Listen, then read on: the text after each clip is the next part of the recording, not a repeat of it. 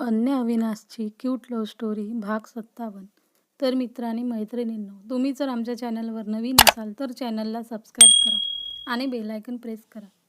मागील भागात तुझ्याशिवाय हे दुसरं कोणी करू शकत नाही. आय नो, यापूर्वीही तू तिला फार त्रास दिला आहेस, म्हणून माझा तुझ्यावर अजिबात विश्वास नाही. तेव्हा मुकाट्यानं सांगायचं, तू तिला कुठे लपवून ठेवलं आहेस, नाहीतर यापेक्षा जास्त मार बसेल.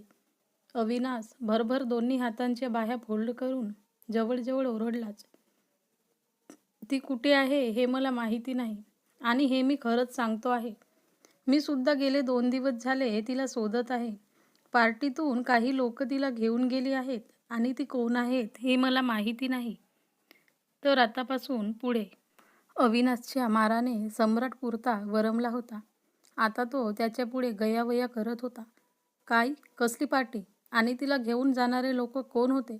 अविनाश काहीसा समोर येऊन बोलला, आणि तेव्हा कुठे सम्राटला त्याचा चेहरा दिसला. अविनाश, तू इथे? सम्राट किंचित थरथरत बोलला. हो, मीच. तेव्हा मला आता खरं सांग, त्या दिवशी नेमकं काय घडलं होतं? अविनाश त्याच्याकडे रोखून बघू लागला. तेव्हा सम्राटने जास्त आडेवेडे न घेता सगळं काही जसंच्या तसं अविनाशला सांगितलं. त्याचे बोलणं ऐकून अविनाशने हातांच्या मुठ्या आवळल्या व त्याचे डोळे आता आग ओकत होते. काय, तू अन्या आणि तिच्या घरच्यांसोबत असा वागला? मी त्याच दिवशी तुला बजावलं होतं की पुन्हा आधीच्या तिच्या वाटेला जाऊ नकोस म्हणून, पण तू माझं काही ऐकलं नाहीस. आता तुला तुझ्या चुकीची शिक्षा तर मिळणारच, आणि ती मी तुला देणार, म्हणजे पुन्हा कधी तू माझ्या अन्याकडे डोळे वर करून बघणार नाहीस. अविनाश बोलला, आणि त्यानंतर आपल्या माणसांकडे त्याने बघून काहीतरी इशारा केला.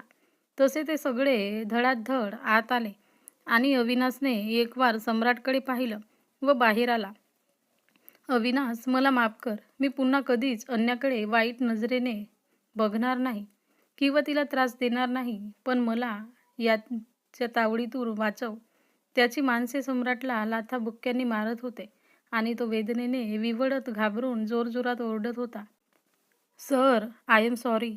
यामध्ये खरंच माझी चुकी आहे. मी तुम्हाला सांगून गावी जायला हवं होतं, म्हणजे मॅडम व त्यांचे घरचे सगळे सुरक्षित असते. हे सगळे माझ्यामुळेच झालं आहे, आणि म्हणूनच मी आता या शहराचा कानाकोपरा फिरून मॅडमचा शोध घेणार आहे. अविनाशला बाहेर आलेलं पाहून तो माणूस घाबरून बोलला. तेव्हा त्याने त्याच्याकडे एक रागीट कटाक्ष टाकला आणि कुणाला तरी फोन लावला. Hello Sanjay, she is missing. तिला व तिच्या घरच्यांना कोणीतरी किडनॅप केलं आहे. प्लीज तिला लवकर शोधून काढ. अविनाशने त्याच्या एका मित्राला फोन लावला, जो पोलीस होता. ओके अविनाश, तू काळजी करू नकोस. मी तिला लवकरात लवकर शोधून काढेल. पलीकडून आवाज आला, आणि तो थोडा निर्धास्त झाला. तरीही 2 दिवस इथे राहून स्वतः तिचा शोध घेणार तो होता तो, म्हणून तो त्याच्या फार्म हाऊसवर थांबला. कुठे गेली असेल अन्या आणि तिची फॅमिली? आजोबांना माहिती असेल का? पण त्यांना कसं माहिती होणार? अन्याच्या बाबांनी त्यांना कॉन्टॅक्ट केला असता तरच काही तिच्याबद्दल माहिती असतं. अविनाश गॅलरीतून बसून दूरवर बघून विचार करत होता. तेवढ्यात त्याचा फोन वाजला. हा मॉम, मी आता तुलाच कॉल करणार होतो. काय झालं? काय म्हणाले डॉक्टर? अविनाशने काळजीने विचारलं. अरे, डॉक्टर म्हणाले की गेल्या 3 वर्षात जेवढी सुधारणा आईमध्ये झालेली नव्हती तेवढी एका दिवसात झाली आहे. त्या आता आपल्या बोलण्याला थोडा रिस्पॉन्स देत आहेत. त्या काहीतरी सांगायचा प्रयत्न करतात, आणि खूप ही आश्चर्याची गोष्ट आहे. डॉक्टर म्हणाले की त्या मुलीसोबत बहुतेक त्यांची काही भावनिक बंध जोडलेले असतील. प्रीती हसत बोलल्या, आणि इकडे अविनाशच्या नजरेसमोर पुन्हा त्या मुलीचा चेहरा आला.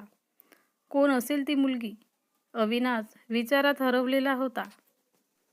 अविनाश, कोण असेल ती मुलगी? जर आईंना लवकर बरं करायचं असेल तर आपल्याला त्या मुलीला शोधून काढावे लागेल. प्रीती गंभीरपणे बोलल्या. मॉम, तू काळजी करू नकोस, मी काहीतरी करतो. असं म्हणून अविनाशने कॉल कट केला व पटकन मॉन्टीला कॉल लावला. हां, हॅलो, बोल अविनाश, मॉन्टी म्हणाला. मॉन्टी, मला एका मुलीचा शोध घ्यायचा आहे. कारण मॉन्टी पुढे काही उलटसुलट प्रश्न विचारू नये म्हणून त्याने त्याला आजी व त्या मुलीच्या भेटीबद्दल सांगितलं. बरं ठीक आहे, मी लगेच मंदिरात जाऊन CCTVमध्ये चेक करतो, असं बोलून मॉन्टीने कॉल कट केला. तो मंदिराकडे जायला निघाला तर अविनाश इकडे थोडा रिलॅक्स झाला. हॅलो अन्या, तुला उद्यापासून ऑफिस जॉईन करायचं आहे.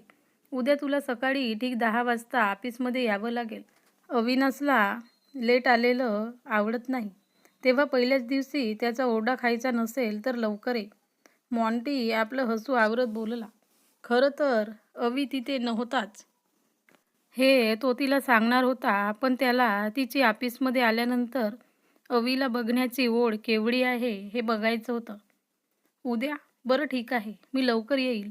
अन्या थोडी घाबरत बोलली, कारण तिला काल पडलेल्या स्वप्नांची आठवण झाली. अवीचा राग आठवला व ती घाबरून बोलली आणि तिने कॉल कट केला. काल रात्री पडलेल्या त्या भयंकर स्वप्नामुळे आणि ऑफिसचा पहिलाच दिवस असल्याने अन्या थोडी लवकरच घराबाहेर पडली.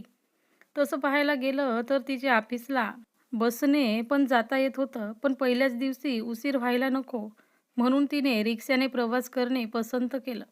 ऑफिसच्या गेटसमोर रिक्षा थांबली. तिने खाली उतरून रिक्षाचे पैसे दिले आणि एक दीर्घ श्वास घेत समोर पाहिले. राज्याध्यक्ष कॉर्पोरेशन असे ठळक सोनेरी अक्षरात कोरलेले कंपनीचे नाव चमकत होते. जणू ते नाव त्यांचा थाट आणि प्रतिष्ठा सगळ्यांना सांगत होते. काचेच्या भव्य भिंती, आधुनिक डिझाईन्स आणि सभोवताली रंगीबेरंगी फुलझाडांना सजवलेला परिसर अत्यंत आल्हाददायक वाटत होता. आतमध्ये पाऊल टाकल्यावर तिला रिसेप्शन एरिया दिसला, जो खरोखरच राजेशाही भासत होता.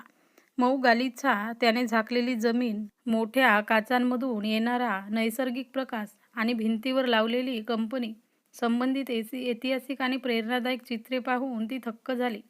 कंपनीचा लोगो खाली लावलेला एक सुविचार म्हणत होता, नेतृत्व हे केवळ अधिकाराने नव्हे तर कृतीने सिद्ध होतं. इतका वेळ घाबरून गेलेली ती समोरील दृश्य पाहून अचानक शांत झाली. भव्य आणि प्रतिष्ठित वातावरणाने तिच्या मनात आत्मविश्वास निर्माण केला. ती रिसेप्शन डेस्ककडे वळली तर तिथे एक मुलगी होती आणि तिचं अन्याकडेच लक्ष होतं. रिसेप्शन डेस्कवर बसलेल्या मुलीने हसत तिचं स्वागत केलं. एक्सक्यूज मी, मला मॉन्टी सरांना भेटायचं आहे, अन्याने तिला सांगितलं. या असोर, तुमचं नाव काय मॅडम? त्या मुलीने प्रश्न विचारला व अन्याने आपलं नाव सांगितलं आणि त्या मुलीने तात्काळ फोन उचलून कोणाला तरी कळवलं. फोन ठेवताच ती म्हणाली, तुम्ही थोडा वेळ वेटिंग रूममध्ये थांबा. मॉन्टी सर लवकरच तुम्हाला भेटतील. अन्याने मान डोलावली आणि वेटिंग रूममध्ये गेली. प्रशस्त खोलीत उजेड प्रकाश आणि हलकी गार हवा पसरली होती. मोठ्या खिडकीतून बाहेरचं हिरवळ आणि काचेच्या भिंतीतून दिसणाऱ्या उंच इमारतीचं दृश्य मन मोहून टाकणारं होतं. खुर्च्यांवर मांडलेल्या मॅगझिन्स वर नजर टाकत ती शांतपणे बसली, म्हणून तिचे असे विचार येत होते. हा प्रवास जितका कठीण वाटला तितकाच प्रेरणादायी ठरणार आहे. हॅलो अन्या, वेलकम, एक ओळखीचा आवाज आला आणि अन्याने हसून पाठीमागे वळून पाहिले तर तिथे रेवा होती. रेवा, तू इथे? अन्या आपल्या जागेवरून उठली आणि आनंदाने बोलली. कसं वाटलं तुला सरप्राईज? रेवा हसत म्हणाली. म्हणजे तुला माहिती होतं की आज मी इथे येणार आहे? अन्याने न समजून विचारलं. हो, मला मॉन्टीने सांगितलं होतं, त्यानेच मला इथे पाठवलं आहे, रेवा हसत बोलली. म्हणजे रेवा, तू इथेच काम करतेस? अन्या म्हणाली. हो, 2 वर्ष झाले मी इथेच जॉब करते, रेवा बोलली. बरं झालं निदान मला इथे कोणी ओळखीचं भेटलं, नाहीतर इथे येण्यापूर्वी मी खूप घाबरले होते, अन्या आनंदाने बोलली. रेवाला बघून तिच्या चेहऱ्यावरची घाबरलेपणाची झाक आता पूर्णपणे गायब झाली होती. चल, मी तुला ऑफिस दाखवते. आणि हो, अविनाश सर देखील येतच असतील इतक्यात, तेच तुला अपॉइंटमेंट लेटर देतील. रेवाने तिचा हात पकडला आणि म्हणाली. अविनाशचं नाव ऐकून अन्या थोडी घाबरली. तिच्या चेहऱ्यावर 12 वाजले आणि ही गोष्ट रेवाच्या नजरेतून सुटली नाही. ती गालात हसली आणि पुढे चालू लागली.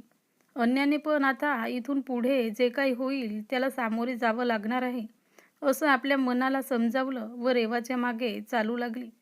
ऑफिसच्या प्रत्येक कोपरा आधुनिक डिझाईन्स आणि सौंदर्यपूर्ण रचनेचा नमुना होता.